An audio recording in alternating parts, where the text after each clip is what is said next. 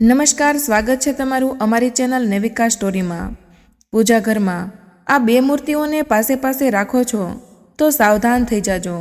મિત્રો, તમારે તમારા પૂજા ઘરમાં આ બે મૂર્તિઓને એકસાથે ક્યારે પણ ભૂલથી રાખવી નહીં, નહીતર તમને ભયંકર વાસ્તુદોષ લાગવામાં બિલકુલ પણ વાર નહીં લાગે, જેનું નિવારણ કદાચ જ કોઈ કરી શકશે। હા મિત્રો, તમને કંગાળ થવામાં બિલકુલ પણ વાર નહીં લાગશે। જો તમે પણ આ ભૂલો કરો છો તો આજથી જ આ ભૂલ કરવાનું બંધ કરી દો અને આ વિડીયોને અંત સુધી પૂરો જુઓ।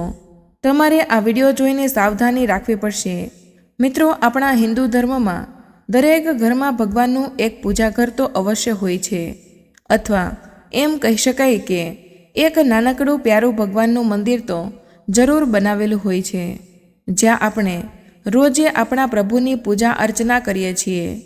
મિત્રો, આપણે આપણા ભગવાનને નવડાવીએ છીએ, તેમને કપડાં પહેરાવીએ છીએ, તેમને ચંદન લગાવીએ છીએ, તેમને આપણા હાથે બનાવેલો પ્યારો ભોગ ધરાવીએ છીએ, અને આ બધું આપણે નિત્ય કર્મ તરીકે કરીએ છીએ।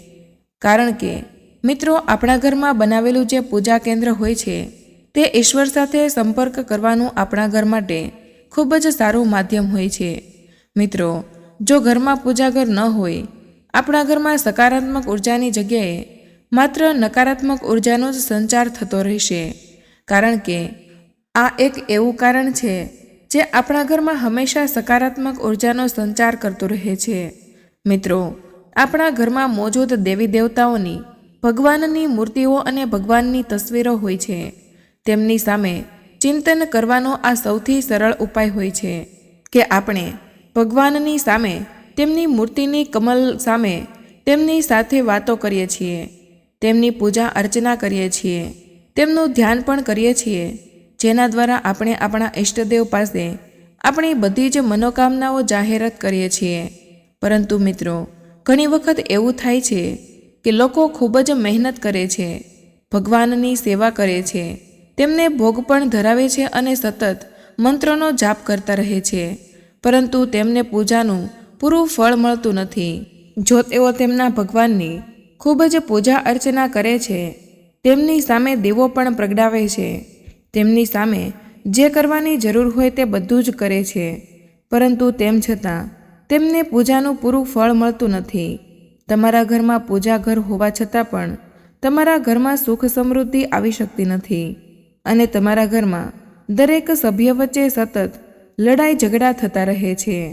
પછી ભલે તે નાની વાત હોય કે મોટી વાત હોય, થોડી જ વારમાં દરેક સભ્ય વચ્ચે ઘર વિવાદ શરૂ થઈ જાય છે। તો તમને જણાવી દઈએ કે આની પાછળ પણ ખૂબ જ મોટું કારણ હોઈ શકે છે। તમારા ઘરનો વાસ્તુ દોષ છે જે આનું સૌથી મોટું કારણ છે। મિત્રો, વાસ્તુ દોષ અનુસાર એમ કહેવામાં આવે છે કે ઘરમાં ઉત્પન્ન થતા બધા અશુભ સંકેતો અને નકારાત્મક વાતાવરણનું કારણ મંદિરમાં રાખવામાં આવતી મૂર્તિઓ અથવા તો ભગવાનની તસવીરો પણ હોઈ શકે છે। મિત્રો, તમે બધા એ તો જાણતા જ હશો કે આપણા મનમાં જે પણ આવ્યું, આપણે ભગવાનની મૂર્તિ ઉઠાવીને લાવીએ છીએ અને મંદિરમાં મૂકી દઈએ છીએ, અને આપણા મંદિરમાં તેમને સજાવી દઈએ છીએ, પરંતુ આપણે એ વિચારતા નથી કે આપણે આપણા મંદિરમાં કઈ મૂર્તિ રાખવાની જરૂર છે અને કઈ મૂર્તિ નહીં। ભગવાનની મૂર્તિ રાખવા પહેલાં તમારે થોડું વિચારવાની જરૂર છે, અથવા તમારા ઘરમાં મંદિરનું નિર્માણ જો વાસ્તુ દોષના હિસાબથી નહીં કરવામાં આવ્યું હોય તો તમારા ઘરમાં વાસ્તુ દોષ લાગી શકે છે। તો આ બધા દોષોને દૂર કરવા માટે આપણે આપણા ઘરમાં વાસ્તુના નિયમોનું પાલન તો જરૂર કરીશું। આ બધા દોષોથી મુક્તિ મળી જશે। મિત્રો, વાસ્તુશાસ્ત્રમાં કેટલાક એવા વિધિ વિધાન બતાવવામાં આવે છે, એવા નિયમો સ્પષ્ટ રીતે બતાવવામાં આવ્યા છે, જો તમે આ નિયમો શાસ્ત્રો અને વૈજ્ઞાનિક બંને આધાર પર સારી રીતે પાળ્યા તો આનાથી તમારા ઘરમાં ક્યારેય પણ કોઈ અશુભ ઘટના નહીં થાય। મિત્રો, આનાથી તમારા ઘરમાં હંમેશા સુખ સમૃદ્ધિ, ઐશ્વર્ય અને ખુશીઓ સતત બની રહેશે। મિત્રો, તમને જણાવી દઈએ કે ઘરના મંદિરમાં દેવી દેવતાની મૂર્તિ રાખવા માટે પણ વાસ્તુશાસ્ત્રમાં ખૂબ જ સારા નિયમો બતાવવામાં આવે છે કે આ દેવતાઓ અને દેવીની મૂર્તિ આપણે આપણા ઘરમાં રાખવી વર્જિત છે, અથવા કયા દેવી દેવતાઓની મૂર્તિ આપણે આપણા ઘરમાં એક સાથે નહીં રાખવી જોઈએ અને કયા દેવી દેવતાઓની મૂર્તિ સાથે રાખવી ખૂબ જ જરૂરી અને શુભ માનવામાં આવે છે. જો તમે આ નિયમોનું યોગ્ય રીતે પાલન નહીં કરો તો તેનાથી તમારા ઘરમાં ગરીબી અને દરિદ્રતાનું સતત વાતાવરણ બની રહેશે. ઘરમાં સકારાત્મક ઉર્જા ચાલી જશે અને ઘરમાં નકારાત્મક ઉર્જા પોતાનું સ્થાન બનાવી લેશે, જેનાથી પરિવારમાં એકબીજા સભ્યો વચ્ચે લડાઈ ઝઘડા અને કલેશ થતા રહેશે. હંમેશા તમારા ઘરમાં નિરાશા અને દુઃખ છવાયેલું રહેશે. સાથે જ આનાથી તમારા ઘરમાં આર્થિક તંગી પણ બની રહેશે. તો ચાલો મિત્રો, આપણે જાણી લઈએ કે વાસ્તુશાસ્ત્ર પ્રમાણે આપણે ઘરના મંદિરમાં આખરે કઈ કઈ દેવી દેવતાઓની મૂર્તિઓ જરૂર રાખવી જોઈએ અને કઈ કઈ દેવી દેવતાઓની મૂર્તિઓ ભૂલથી પણ ન રાખવી જોઈએ. આની સાથે જ સુખ સમૃદ્ધિની પ્રાપ્તિ માટે આપણે કયા દેવી દેવતાઓની મૂર્તિ એકબીજાની પાસે અવશ્ય રાખવી જોઈએ. તો વાસ્તુશાસ્ત્ર અનુસાર જો તમે કેટલાક વિશેષ દેવી દેવતાઓની મૂર્તિઓ તમારા પૂજાઘરના મંદિરમાં રાખો છો, એકબીજાની પાસે રાખી દો છો, તો તેનાથી ખૂબ જ સારા અને શુભ લાભ પ્રાપ્ત થાય છે. પરંતુ આની સાથે જ જો તમે કેટલાક દેવી દેવતાઓની મૂર્તિઓને તમારા ઘરના મંદિરમાં એકસાથે રાખી દીધી તો તેનાથી તમને ખૂબ જ વધારે અશુભ પરિણામ જોવા મળશે. કારણ કે આપણા શાસ્ત્રોમાં કેટલાક એવા દેવી દેવતાઓની મૂર્તિઓ હોય છે જેમને ઘરમાં એકબીજાની પાસે રાખવાની મના કરવામાં આવે છે. તો મિત્રો, ચાલો વિના વિલંબે વિડીયોને શરૂ કરીએ છીએ. પરંતુ વિડીયો શરૂ કરતાં પહેલાં વિડીયોને લાઇક કરીને ચેનલને સબસ્ક્રાઈબ કરીને અને જો તમે પણ હનુમાનજીને સાચા દિલથી પ્રેમ કરો છો તો કમેન્ટ બોક્સમાં જય બજરંગબલી અવશ્ય લખી દેજો. મિત્રો, સૌથી પહેલાં આપણે એ જાણી લઈએ કે ઘરના મંદિરમાં આખરે આપણે તેવી કઈ કઈ દેવી દેવતાઓની મૂર્તિઓ હોય છે જેમને રાખવી ખૂબ જ વધારે આવશ્યક હોય છે. આમાં સૌથી પહેલી મૂર્તિ આવે છે તે ભગવાન ગણેશજીની મૂર્તિ છે. જેમ કે તમે બધા જાણતા હશો કે ગણેશજીને પ્રથમ પૂજનીય માનવામાં આવે છે અને ગણેશજીને વિઘ્નહર્તા ગણેશ પણ કહેવામાં આવે છે. તો આ માટે તમારા ઘરના મંદિરમાં ગણેશજીની મૂર્તિ હોવી ખૂબ જ વધારે શુભ હોય છે. મિત્રો, તમારે આ વાત તો અવશ્ય જાણી લેવી જોઈએ કે ગણેશજીની તસવીર પૂજાઘરમાં ક્યારેય પણ એકથી વધારે ન રાખવી જોઈએ. મિત્રો, વિશેષ રૂપે જો ગણેશજીની તસવીર એવી છે જે માતા લક્ષ્મીની સાથે છે અને તેની ડાબી બાજુએ બિરાજમાન છે તો આ ખૂબ જ વધારે શુભ માનવામાં આવે છે. કારણ કે આવી મૂર્તિ ઘરમાં રાખવાથી ઘરની બધી જ પરેશાનીઓ, કર અને નકારાત્મક ઉર્જા, બધી જ સમસ્યાઓ આપણા ઘરથી દૂર ભાગે છે. અને હવે વાત કરીએ છીએ મિત્રો બીજી પ્રતિમાની, તો તે છે ખુદ માતા લક્ષ્મીની પ્રતિમા. મિત્રો, ધન અને સમૃદ્ધિનું માતા લક્ષ્મીને ખૂબ જ વધારે અને ખૂબ જ મોટું પ્રતીક માનવામાં આવે છે. જો તમે ઈચ્છો છો કે તમારા ઘરમાં હંમેશા ધન અને અન્નના અને સુખ સમૃદ્ધિના ભંડાર ભરેલા રહે તો તમારે તમારા ઘરના મંદિરમાં, પૂજા સ્થળમાં માતા લક્ષ્મીની એક મૂર્તિ અથવા તસવીર તો અવશ્ય લગાવવી જોઈએ. પરંતુ તમારે એક વાતનું વિશેષ રૂપે ધ્યાન રાખવાનું છે કે ઘરમાં પૂજા સ્થાનમાં માતા લક્ષ્મીની એકલી તસવીર ઘરના વાસ્તુ માટે ક્યારે પણ શુભ નથી હોતી. આ માટે તમે આ વાસ્તુ વિશેષ રૂપે ધ્યાન રાખો છો કે જ્યારે પણ આપણે માતા લક્ષ્મીની તસવીર કે મૂર્તિ આપણા ઘરે લાવીએ તો તેમની સાથે ભગવાન નારાયણની મૂર્તિ હોવી ખૂબ જ જરૂરી છે. મિત્રો, જગતનું પાલન કરનારા ભગવાન નારાયણ માતા લક્ષ્મીના સ્વામી એટલે કે માતા લક્ષ્મીના પતિ છે અને માતા લક્ષ્મી ભગવાન નારાયણ વિના ક્યારેય કોઈના ઘરમાં રહેતા નથી. અને જો તમે ઈચ્છો છો કે માતા લક્ષ્મી હંમેશા તમારા પર તેમના આશીર્વાદ જાળવી રાખે તો તમારે હંમેશા માતા લક્ષ્મી પહેલાં ભગવાન નારાયણની પૂજા કરવી પડશે. કારણ કે મિત્રો, આમ કરવાથી આપણા ઘરમાં સમૃદ્ધિ અને સુખ સમૃદ્ધિ જળવાઈ રહેશે. જો તમે પહેલાં ભગવાન વિષ્ણુ અને પછી માતા લક્ષ્મીની પૂજા કરશો તો માતા લક્ષ્મીની સાથે ભગવાન નારાયણ પણ તમારાથી ખૂબ જ ખુશ થશે અને તેમના આશીર્વાદ તમારા પર રહેશે. મિત્રો, સાથે જ તમારે એક વાતનું ધ્યાન રાખવાનું છે કે ધન પ્રાપ્તિ માટે તમારે માતા લક્ષ્મી અને ભગવાન ગણેશજીની સંયુક્ત રીતે પૂજા અવશ્ય કરવી જોઈએ. મિત્રો, ચાલો હવે ત્રીજી તસવીરની વાત કરીએ. તે છે સંકટમોચન મહાબલી હનુમાનજીની. મિત્રો, વાસ્તુશાસ્ત્ર પ્રમાણે હનુમાનજીની પ્રતિમા ઘરના મંદિરમાં અવશ્ય રાખવી જોઈએ. તમારે હનુમાનજીની એક મૂર્તિ અથવા તસવીર તમારા મંદિરમાં જરૂર રાખવી જોઈએ. આનાથી ઘરના બધા જ વાસ્તુદોષ અને લડાઈ ઝઘડાઓ ખતમ થઈ જાય છે. અને મિત્રો, આની સાથે જ ઘર પર અચાનક જો કોઈ સંકટ આવવાનું હશે તો તેને સંકટમોચન મહાબલી હનુમાનજી દૂર કરી દેશે, એટલે કે તે સંકટને ટાળી દેશે. મિત્રો, બજરંગબલીની કૃપાથી તેમની પૂજાથી આપણા ઘરમાં આવનારા સંકટ આપોઆપ ટળી જાય છે. અને આની સાથે તમે આ વાતનું પણ મુખ્ય રીતે ધ્યાન રાખો કે હનુમાનજીની તમારી હંમેશા બેઠેલી મૂર્તિ કે તસવીર જરૂર તમારા પૂજાઘરમાં રાખવી જોઈએ.